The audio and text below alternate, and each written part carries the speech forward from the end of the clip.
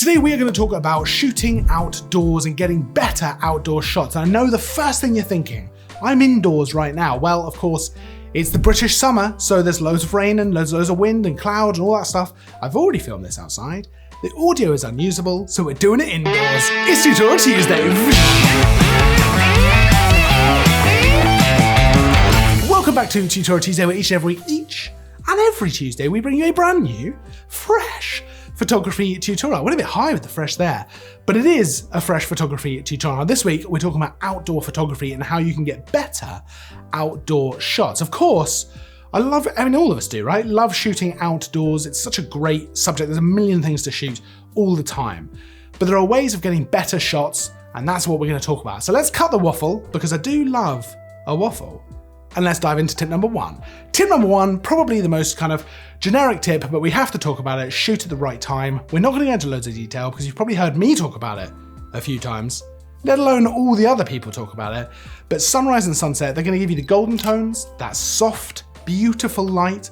Everything's going to look fantastic. The shadows are going to be nice and soft, and it's going to be lovely. A bit of directional light. Better than shooting in kind of the middle of the day, especially with the harsh sun. You know, right now it doesn't matter so much with the cloud, but with the harsh sun, that's going to cause shadows, that's going to cause harsh, unflattering light.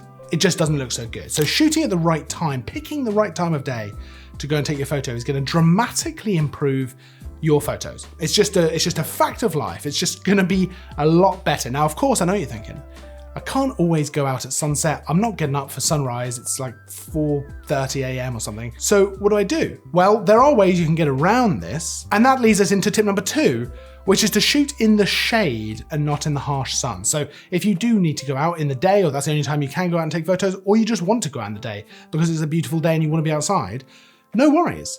But just pick a spot where maybe there's some shade. So that could be in the shade of a building if you're doing portraits, that could be in the trees, in the forest. Again, portraits are great there as well. And forests are good because you get light dappling through the trees. But anywhere where you can essentially diffuse the direct harsh sunlight coming from directly above, that's the light you don't really want.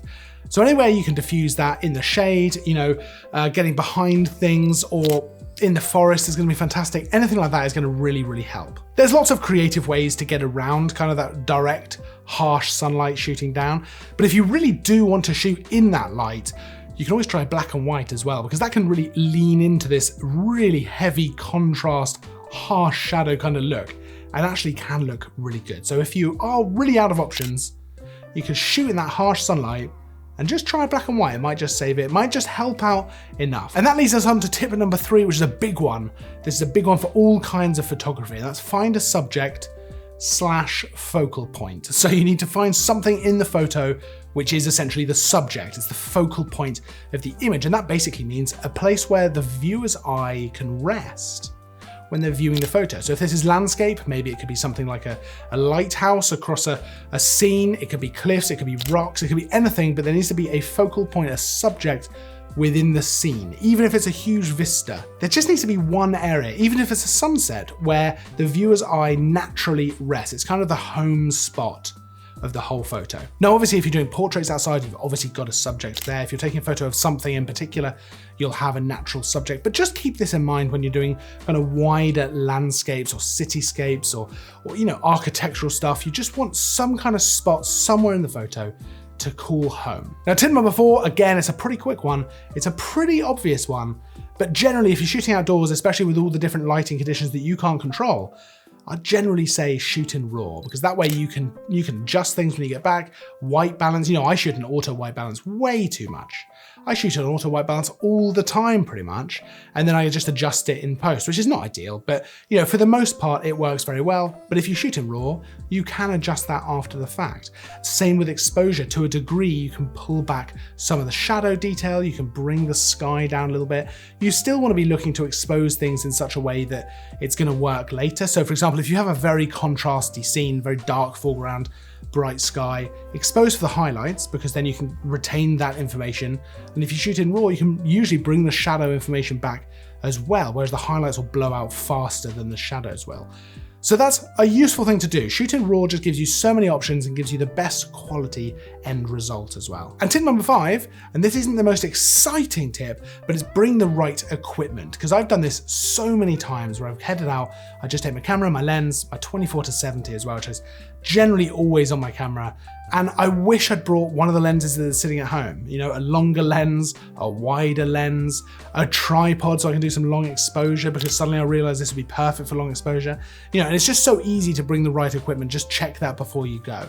You know, maybe even a spare battery, a polarized filter, an ND filter. There's loads of stuff that you can bring. And like I said, it's easy enough to just make sure you remember that before you leave. You know, a tripod's pretty basic, but the number of times I haven't brought one is outrageous. But even just down to the lenses, you know, I rely on the 24-70 a lot, but actually switching out different lenses is huge, especially outdoors where there's so much to photograph. You know, you might want to do some portraits with an 85mm, you might want to do some landscape with a 100-400 or a 70-200. I love doing long lens landscapes. You know, you might want a 16-35 for some architectural stuff, or maybe some cityscape, or just some wider landscapes. There's loads of stuff you can do.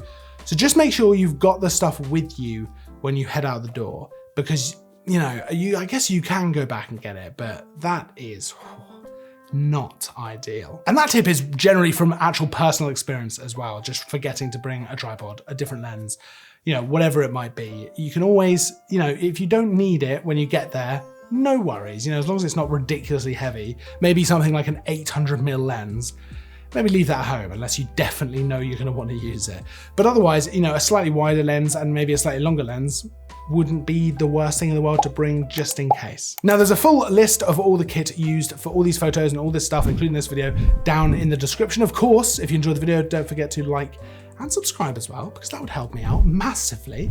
I will see you in the next video, and as always, thanks for watching.